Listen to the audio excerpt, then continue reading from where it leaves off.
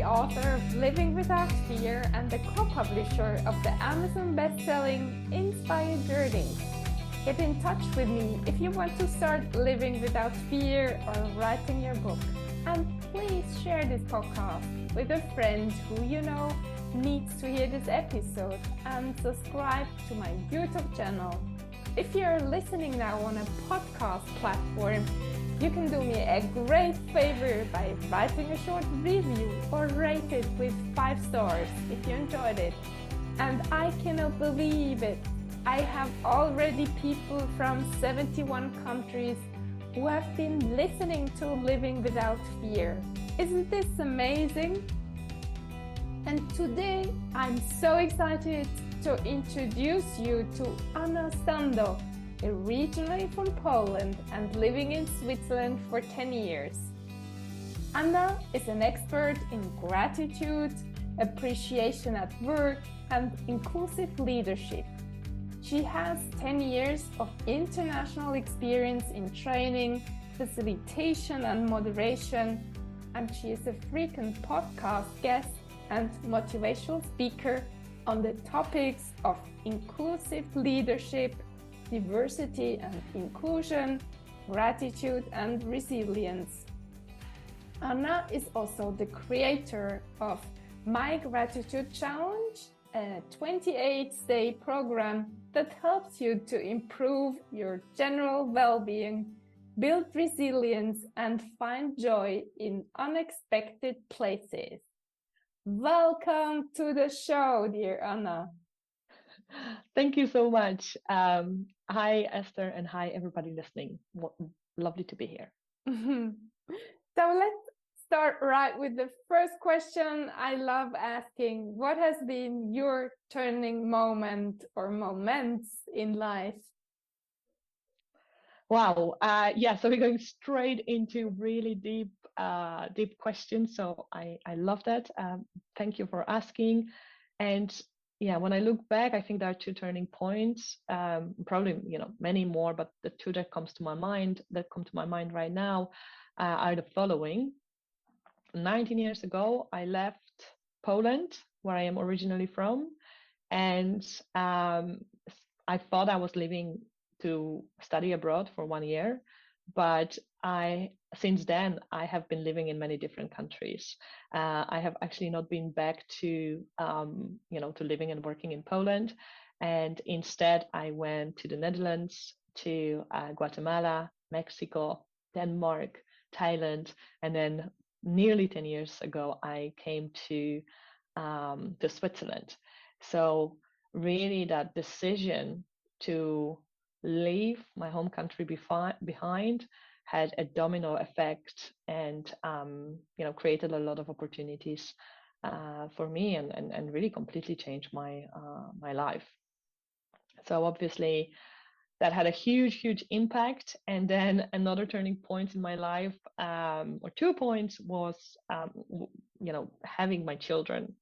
Right, so I've got 2 toddlers. I've got a daughter who is 2, and I've got a son who is 4. And becoming a mother has been, an incredible journey with a lot of highs and a lot of downs, and a great self-discovery journey as well. And it gave me a lot of motivation to shape my life so it looks the way I want it to be. So these 2 things really come to my mind. So how has it been to be living in so many countries? Where would you go back straight away, the countries you enumerated? Oh, I love that I have had the opportunity to live in so many countries, and on top of it, in one of my roles, I was responsible for Europe and then later for Asia, and that really also gave me the opportunity to travel to over 50 countries, especially in Europe and in Asia. So feel incredibly, privileged to have had the opportunity to get to know so many people from so many different countries, to test, to experience my own bias, to learn more about different cultures, communication, inclusion, diversity, and how beautiful it can be when it all works very, very well. I have fond memories of every single country that I lived with, and it's mainly because of the people, I think, that I met along my journey. All of that, has taught me something, and the chapters, all of the chapters, they look completely differently. And I think having that experience of living in different countries makes it so easy then to also appreciate all the goodness that we have here in Switzerland. Knowing that it can be different and not taking things for granted. Is something that I'm thankful for. And Anna, if you had the chance just to go back to one or two countries, which one would you choose? I'm asking again. So, which one will I choose? So I have been back a lot to the Netherlands, and I will be back a lot. I think I studied in the Netherlands. I've got really good friends in the Netherlands. I love the culture. I also love that it is still within Europe, so I can still be relatively close to my family and my extended family. Thailand was fantastic as well. The culture, the weather, the landscapes, fantastic. Denmark, I loved it for how advanced it is when it comes to gender equality and work-life balance, for example. Really short work weeks, family always being the priority. I think it's a really, really good country to live in. Mexico, so exotic, so diverse, and Guatemala really left a big mark in my heart. A lot of poverty, but probably the happiest people that I have ever met. That's just so grateful for everything that they have and able to really see the beauty in their lives, no matter what. So I volunteered for a few months in Guatemala, and I was teaching English as well at the same time, and learning Spanish. And I think that memory will always stay. So if I ever have the opportunity to kind of go back to Guatemala, I would love to. I would love to take it as well. And so nice what you said about how they don't have anything, but they are so grateful for everything. That's what I also experienced in India. So Yes. Gratitude. Yes, Go ahead. my experience with Guatemala was, very one-sided, because I was volunteering at the project that was bringing people together, with children together, really, who had it very difficult. So because of that, I saw just one side of Guatemala, and within that, I met many parents who were so happy that this project was existing, that their children were getting the education that they needed. We were also visiting families who truly had nothing, but could smile really beautifully for receiving a pair of shoes, or just a friendly hello, right? Like sometimes the project didn't really have any physical gifts, but was just checking in on the people, and kind of telling them that they are not forgotten, that the children are on the list to enter school whenever there is going to be a place, and so on and so on. So it was very humbling to see that, and and really taught me a lot, I think. Very nice. And gratitude is also now a big topic for you. Yes, that is true. It started many years ago with that experience, just seeing the genuine gratitude in others. And then for many years, I kind of really forgot about the fact that you can live in that way, or that was something that I witnessed in the past, but I wasn't practicing myself. But then when I was pregnant with my second child, with my daughter during the lockdowns, COVID, a lot of fear about the future. I really got caught up in negativity, and I really started to feel down and had days where I really wasn't feeling very well mentally. I found it sometimes even hard to get out of bed. My emotions were running really high, and at the time I discovered the topic of gratitude, and I thought that it was interesting enough to give it a try, because I really wasn't feeling well and I wasn't recognizing myself anymore, because I'm quite, rather upbeat and positive about the future normally. But the circumstances and the hormones in the pregnancy and, the fears about my baby and the delivery of the baby, it was just a little bit too much at the time. So I started practicing gratitude every single day. And so quickly I saw the benefits of it.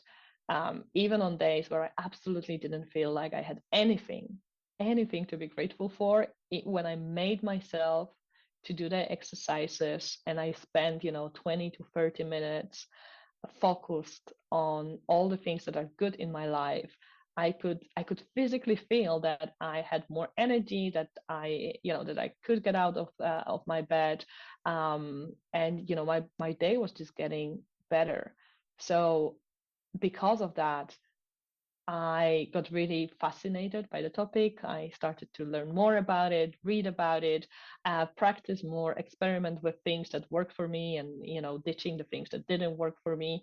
And when my daughter was born, and when I was in the maternity leave, and I was feeling really, really good and was really excited about the future, I kept thinking about, gratitude and how to practice it going forward. And that's when I came up with an idea of doing a gratitude challenge for myself and for a few friends that I thought would be interested in it. And that's how my gratitude challenge was born, which is, as you said, a 28-day program that teaches you, how to practice gratitude, to find joy in unexpected places, to focus on the positive, to bring a little bit more balance to your thoughts, because we do have the tendency to focus on the negative. And I've been running the challenge now for almost 2 years. So it is a big part of my life, of my personal and my professional life at the moment. Love it, love it. So gratitude, who did inspire you with that? Because I have been inspired by Deepak Chopra. Mm-hmm. Yeah, so my first encounter with gratitude was really through the book called The Magic by Rhonda Byrne, and which is also in a form of kind of a doing something every single day and an exercise, and with the promise that you will kind of, I think the promise really is that the more grateful you are, the more you have in your life, all the good things, which I very much believe in as well. But just doing gratitude just for better mental health, I think it's already very, very important. So that was my first encounter, and since then I've been also following Deepak Chopra, of course, but on the kind of the research front, Robert Emmons is somebody that I read a lot from and learn from. It's interesting that we Westerners, we need something like challenges, gratitude challenges. Huh?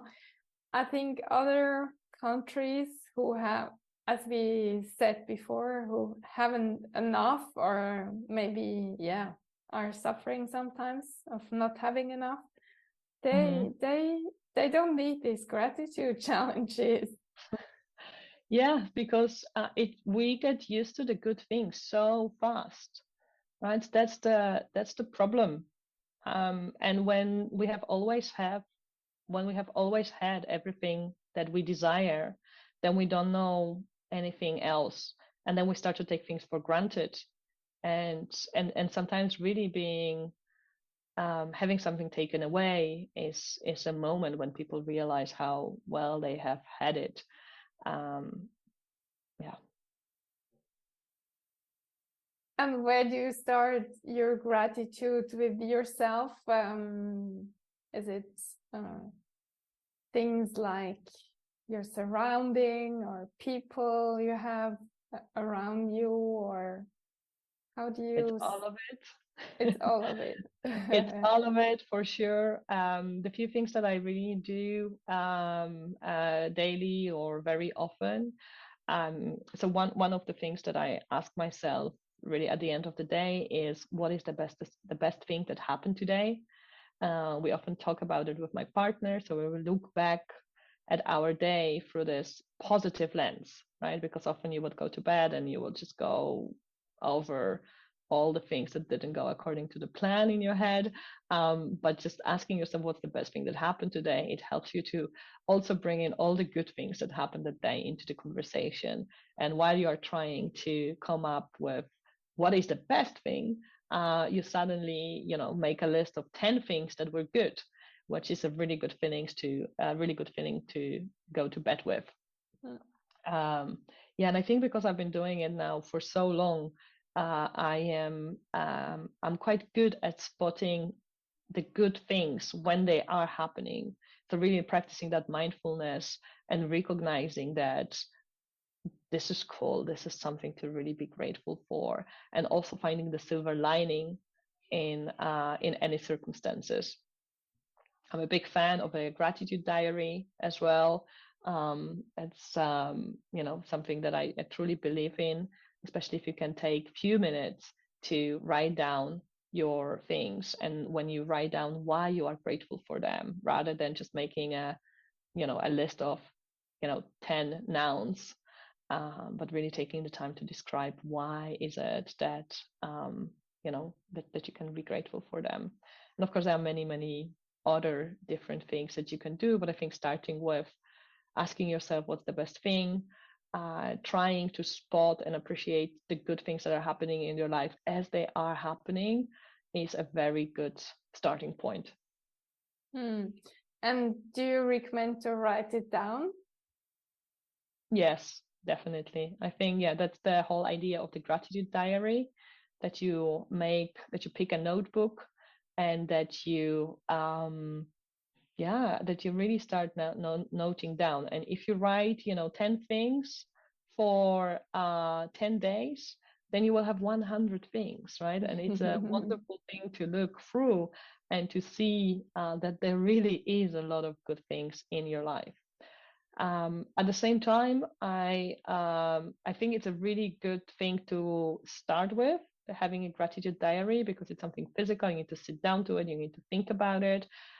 With time, it's you might not need a gratitude diary or write in it every single day, because you will have so many other practices throughout your day. Your day will be infused with gratitude anyway. So, for example, I have my gratitude diary and I write in it a lot, especially when I am feeling down. It still really helps me very much to then focus on something else for a while. And it's my favorite way of procrastination. So when I feel like sometimes I should really be doing something else, but I don't want to, then I often reach out to my gratitude diary. I don't want to be wasting the time, so I am writing the things that make me happy, and oftentimes I have this renewed energy to actually do the thing that I have to do. I don't think there are any studies about gratitude making you a little bit more productive, but I think it really works for me. Yes. Beautiful, Anna. I'm just curious, do you have a gratitude journal also with your husband or We your don't have partner?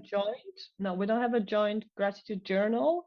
We have a memory book where we write down all the funny, cute things that our children have been doing. And some months we're really bad at it and we don't do anything. And then some weeks we are writing multiple times a week. And this is, when we are writing all those things, it really turns into kind of a family gratitude journal, but it's more like a memory book of all those little funny things that children do.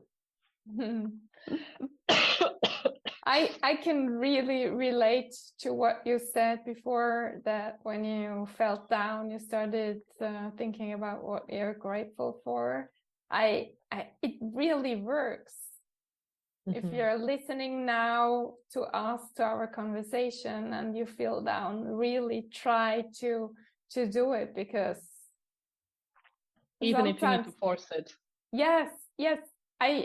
Sometimes I really need to I journal every day, every morning, and if I feel down for a moment or so, then I start writing down what I'm grateful for, and if it's half a page, after that I'm just, all my hormones, my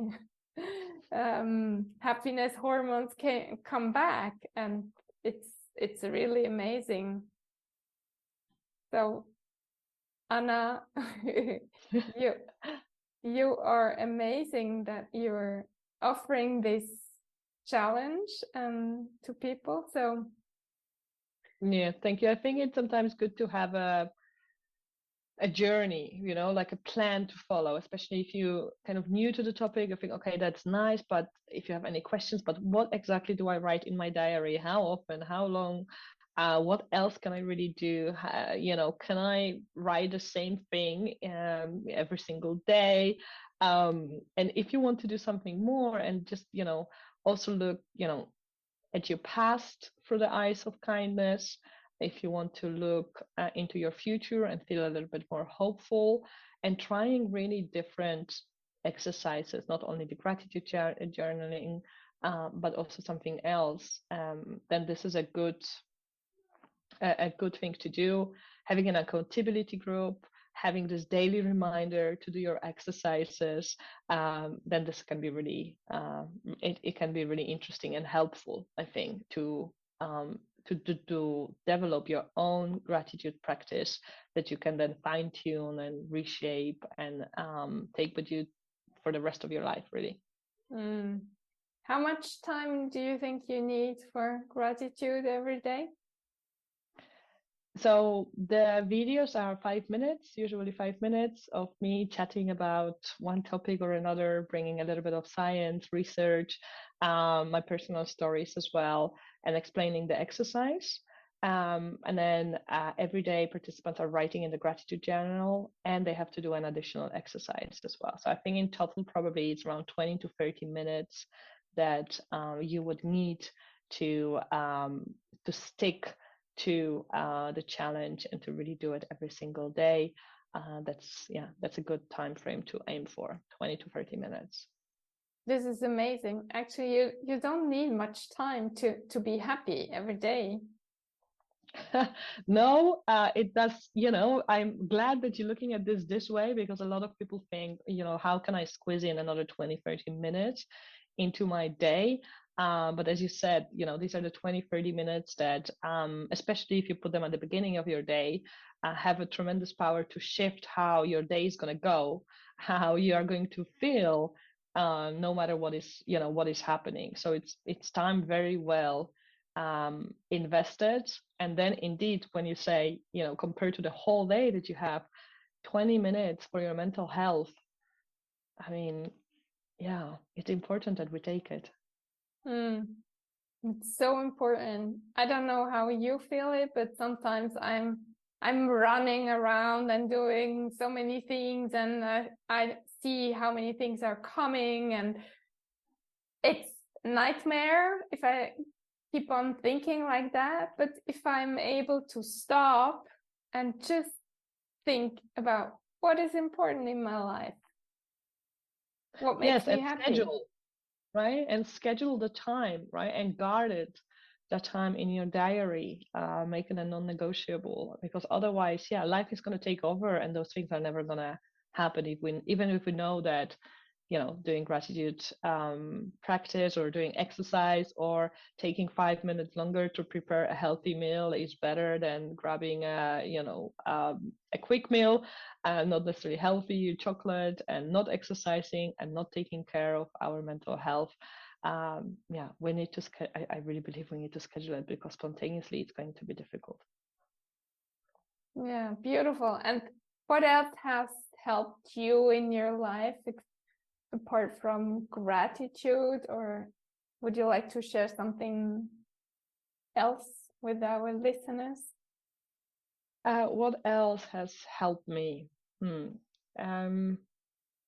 Well, again, I think I'm going to come back to saying that I very much believe that you need to put your own oxygen mask first. If you want to live a healthy life, if you want to healthy and happy life, if you want to help others as well, then you really need to take care of yourself. And I know it's very, very difficult, and that often we feel that we can't do it for ourselves. Often others demand a lot of things from us. So it might be difficult to saying no and setting our own boundaries and taking the time for ourselves. But yeah, I really, really believe that we are better people, to ourselves and to other people if we take a good care of ourselves. And I'm not saying I'm perfect at this, and I'm making a lot of mistakes along the way. And I've got my months where I do it very poorly, and I've got my months where I do it very well. But, coming back to that belief has been keeping me sane and healthy through the most difficult periods of my life. And then something maybe completely different that is also part of my life, and the mantra that I keep repeating to myself is progress over perfection. I think I heard it the first time 10 years ago. And because I was a perfectionist, it really resonated. And since then, it's really how I like to look at my goals and plans, and remind myself that everything is a journey, and everything can get better, and it will get better. And that I really need to focus on the progress I'm making, rather than trying to get things 100% perfect from the very early beginning. It's difficult, especially when you feel that you are putting out there work that is not up to your standard. It's difficult. I am, even now when we're talking and we're recording the podcast, and I'm thinking, okay, is this really going to be as good as I wish that it was? Those thoughts are always there, but I am not gonna get to perfect if I don't practice. So I need to face that fear of putting out something that is maybe not perfect, because it's a learning step. Yeah. What do you think about those things? Oh, beautiful. Thank you. It resonates so much with you. Yeah. Just doing tiny steps, and it doesn't have to be perfect but it's important to do some steps. We need to keep moving. Yes. Otherwise, yeah, you stay in your rabbit hole, and nothing changes. Yeah. Beautiful. So thank you so much, Anna, for having shared your wisdom. Has been very nice to have you. You're most welcome. Thank you so much for the invitation to join and to speak about gratitude. Much appreciated. And thank you, dear listener, for having been with us, spending this time and not giving up, searching for answers to your questions. And in case you feel worthless and nobody seems to like you, we tell you, you are awesome, you're loving, and you matter. And please don't stop telling yourself these sentences hundreds and hundreds of times to get them in your system. Have an amazing day, and talk to you next week.